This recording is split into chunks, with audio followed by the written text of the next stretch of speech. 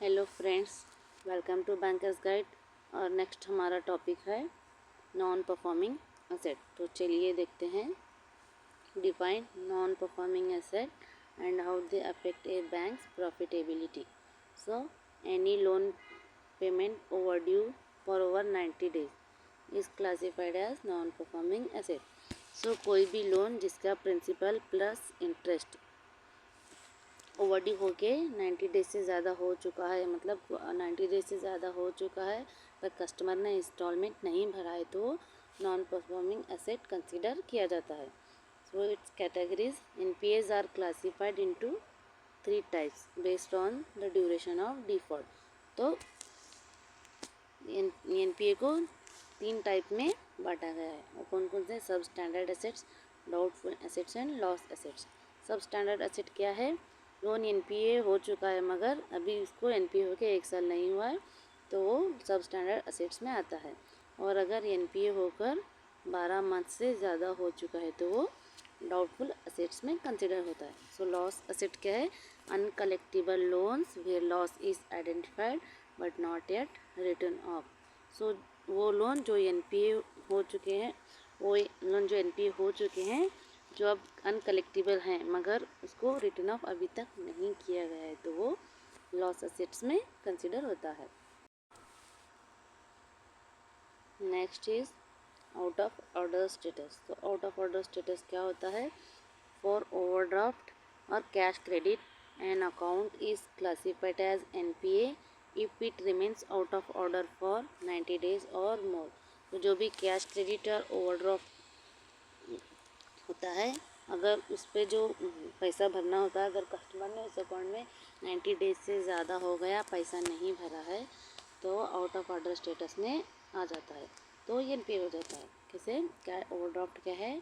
जो कस्टमर का current account होता है तो उसमें जो भी कस्टमर के डेली ट्रांजैक्शंस होते हैं तो उस हिस्ट्री के बिना पर बैंक कस्टमर को एक लिमिट सेट करके देता है।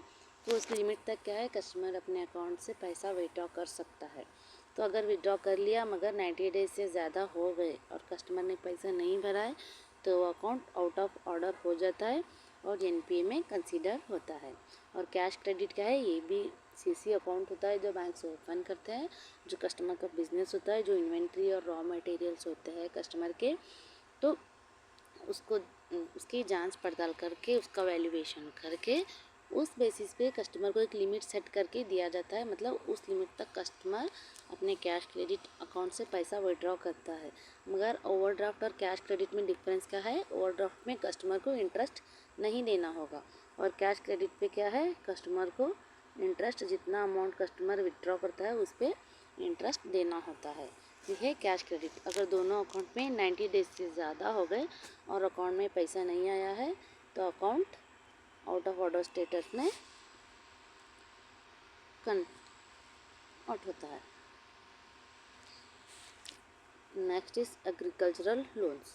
For agricultural loans the criteria differ if the principal interest remains overdue for 2 crop seasons for short duration crops और 1 crop season for long duration crops. So it is classified as NPA. तो agricultural loans कब NPA होते हैं? अगर short term duration के लिए loan दिया गया है तो जो भी शॉर्ट ड्यूरेशन क्रॉप्स होते हैं तो 2 क्रॉप सीजन्स तक कस्टमर हो गए और कस्टमर ने पैसा नहीं भरा है तो एनपीए पे कंसिडर होता है। और अगर लॉन्ग ड्यूरेशन क्रॉप्स के लिए लोन दिया गया है और 1 क्रॉप सीजन पूरा हो चुका है और कस्टमर ने अभी तक पैसा नहीं दिया है तो जाएगा नॉन परफॉर्मिंग एसेट में कन्वर्ट हो जाएगा। The next, what are the causes of non-performing assets? The factors contributing to NPAs include economic downturns, inadequate credit assessment and intentional default. अगर इकोनॉमिक डाउनटर्न चल रहा है, मान लो बहुत से लोग अनएम्प्लॉयड हो रहे हैं, कुछ प्रॉब्लम्स की वजह से, कुछ जैसे कि कंपनीज बंद हो रही है या फिर कस्टमर्स लोगों के पास पैसा नहीं है तो क्या करते हैं? अपने स्पेंडिंग को कम करते हैं। अगर लोग अनएम्प्लॉयड हो रहे हैं तो उनके पास पैसा नहीं होगा तो इस केस में वो क्या करेंगे? अपने स्पेंडिंग, अपने खर्चों को कम करेंगे। तो जो भी कंपनी जो अपने प्रोडक्ट्स को मार्केट में बेचती हैं, अपना सामान जो बेचती हैं, तो लोगों के पास पैसा नहीं होगा तो वो कम खर्च करेंगे, कम खरीदेंगे।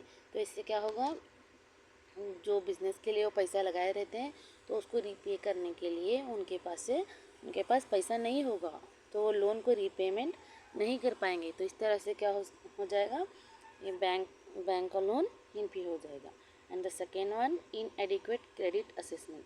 तो जब बैंक कस्टमर को लोन देता है तो सही से उसका असेसमेंट करना है, क्या कस्टमर जिस चीज़ के लिए पैसा ले रहा है उसके लिए उसी चीज़ के लिए सही से इस्तेमाल कर रहा है या नहीं।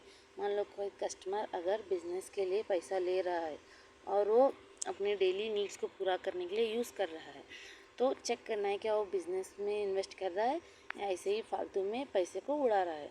तो इस तरह से लोन एनपीए हो जाता है। And third one is intentional default. तो कुछ लोग होते हैं जो लेके जानबूझकर पेमेंट नहीं करते हैं, तो होगा intentional default. So the next, impact of high non-performing assets.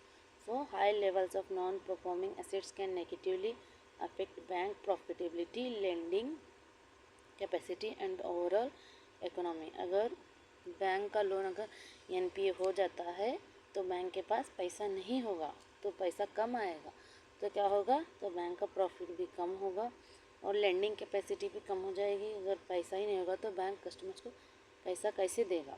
And the overall economy भी लोअर हो जाएगी। अगर बैंक के पास पैसा नहीं होगा तो ज़्यादा लोन्स नहीं दे पाएंगे, तो बिजनेस इसके लिए लोन्स नहीं देंगे, तो जो एंटरप्रेन्योर्स हैं वो अपने प्रोडक्ट्स को जो बनाना चाहते हैं वो बना नहीं पाएंगे।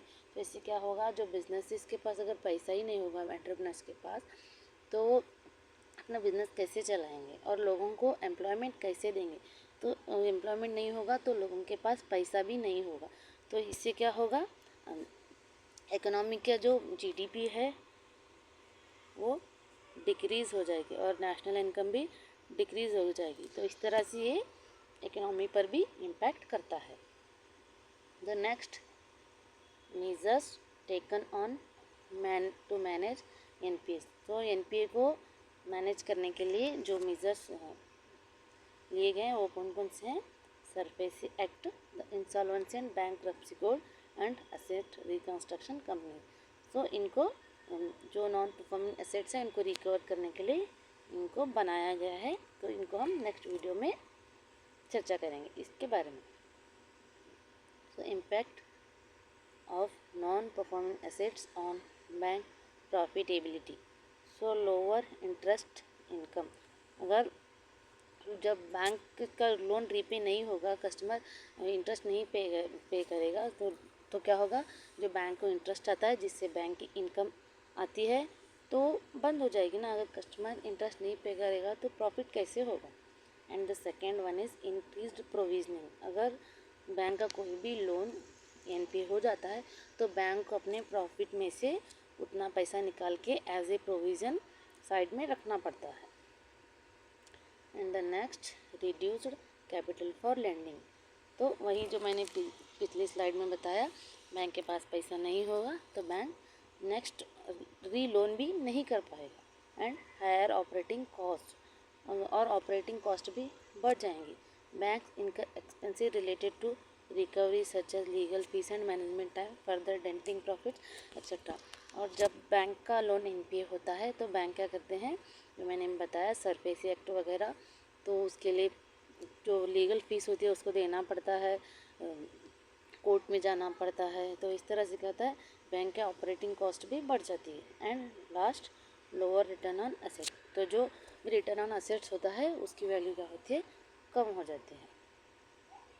So how the NPA can be reduced. So NPAs can be reduced through proper credit appraisal, continuous post-sanction monitoring, early warning signal identification, prompt restructuring of stressed accounts, and proactive recovery measures. Instead of sanctioning full amount, it should be sanctioned in tranches. So, properly credit appraisal करना और loan देने के बाद में जो loan जिस चीज़ के लिए दिया गया है उस पर्पज़ के लिए यूज़ हो रहा है या नहीं चेक करना। और अगर कस्टमर कस्टमर को लोन फुल्ली सैंक्शन करने के बजाय उसको स्टेजेस या फेजेस में सैंक्शन करना। तो इस तरह से क्या है, नॉन परफॉर्मिंग